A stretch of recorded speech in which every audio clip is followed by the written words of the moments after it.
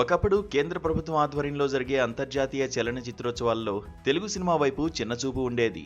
మన సినిమాకు సరైన గుర్తింపు, ప్రాధాన్యత దక్కేవి కావు. కానీ ఇప్పుడు కాలం మారింది. గతం తాలూకు ఆ నిరాదరణ కరిగిపోయి యావత్ భారత సినీ ప్రపంచం, చివరికి కేంద్ర ప్రభుత్వం కూడా తెలుగు సినిమా వైపు ఆశగా చూస్తున్నాయి. ఇవాళ భారతీయ సినిమాకు జాతీయ స్థాయిలో దిశానిర్దేశం చేస్తున్నది మన తెలుగు చిత్రాలే. అంతర్జాతీయ యవనికపై ఇండియన్ సినిమా సత్తా ఏంటో ప్రపంచానికి చాటి చెబుతున్న చిత్రాలు కూడా మనవే.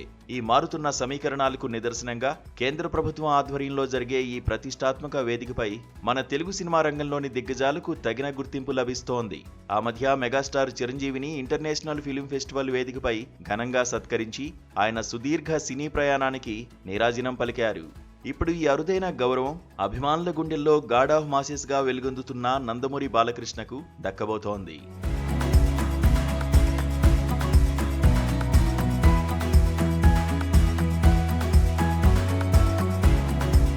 నవంబర్ 20న గోవా వేదికగా ప్రారంభం కానున్న 56వ భారత అంతర్జాతీయ చలనచిత్రోత్సవం ఈసారి తెలుగు తేజస్సుతో మెరిసిపోనుంది. ఆరంభ వేడుకల్లోనే నందమూరి బాలకృష్ణను ఘనంగా సత్కరించేందుకు సర్వం సిద్ధమైంది. బాలకృష్ణ సినీ ప్రయాణం ఒక సాహసం. నందమూరి తారక రామారావు నటవారసుడిగా అడుగుపెట్టినా కేవలం ఆ వారసత్వంపై ఆధారపడకుండా స్వయం కృషితో, కత్తి కంటే పదునైన పౌరుషంతో 5 దశాబ్దాల పాటు తెలుగు తెరపై తిరుగులేని హీరోగా నిలబడ్డారు. 5 దశాబ్దాలుగా వెండి తెరపై మడమ తిప్పకుండా ఎన్నో బ్లాక్ బస్టర్లతో తెలుగు సినిమా రికార్డులను తిరగరాశారు. ఈ ఐఎఫ్ఎఫ్ఐ సత్కారం కేవలం ఆయన నట జీవితానికి మాత్రమే పరిమితం కాదు. బాలకృష్ణ తెలుగు సినిమా రంగానికి చేసిన విశేష సేవలకు గుర్తింపుగా ఇది దక్కబోతోంది. ఈ మధ్యనే ఆయన కేంద్ర ప్రభుత్వ అత్యున్నత గౌరవాల్లో ఒకటైన ప్రతిష్టాత్మక పద్మభూషణ్ పురస్కారాన్ని అందుకున్నారు.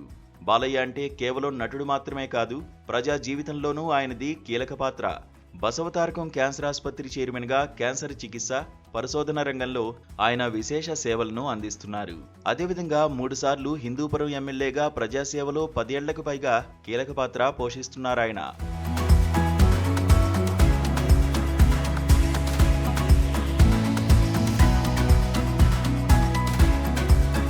ఇక బాలకృష్ణతో పాటు సూపర్ స్టార్ రజనీకాంత్ను ఈ వేడుకల్లో సత్కరించనున్నారు.